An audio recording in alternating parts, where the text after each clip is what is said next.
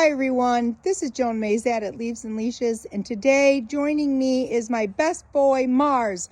Mars, I think we're going to get a heavy freeze tonight. What do you think, buddy? So I guess it's time to say goodbye to our flowers, which then will leave us time to start talking about you. Isn't that fantastic?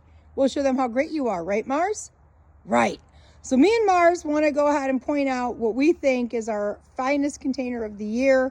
Here we are, October 23rd, and this gorgeous container has been in flower and just so nice since the first week of May. And stop and think about that, the first week of May. Here we are on the 23rd of October, and it looks this stunning. And it's just absolutely fantastic. So looking up close, let's talk about the individual plants one more time. Thank you, Mars. Mars, are you being good? Yes, you are. So the first one we want to talk about here is our Garden Meister Fuchsia. Look at those absolutely flawless flowers all summer long. I could not be more thrilled. Complemented again by the Hypo Estes Red Splash. You can see that during the fall we're getting some stress and they're actually going into flower. The Sun Patience, the Vigorous White, and the Vigorous Pretty Pink. What a glorious combination. And then of course our Lamiastrum going over the side is just so awesome. I haven't fed these plants in weeks, and they have been sustaining frosts. We've had frost on the roof of the house for the last 3 days, and today is predicted to be the hard frost. So definitely coming out to say our last hurrah and goodbye to our flowers before the frost comes. One thing that I had touched on about the jade, the millet, this is the Majesty, the Purple Majesty. The sparrows, as you can see, has eaten across all the seeds, and it has helped fuel them and prepare them for the colder and the dark times ahead. And so that is my most favorite container of the year, the best longevity, the most bang for my buck, and just, again, gorgeous first week of May all the way almost to Halloween. So very, very happy with this particular container and cannot say enough about it. So I'm going to head on out to the front yard and say goodbye to the runner-up.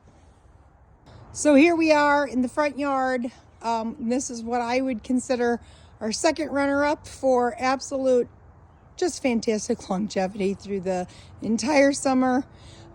Just to kind of touch on everything again, we have the Purple Majesty Millet.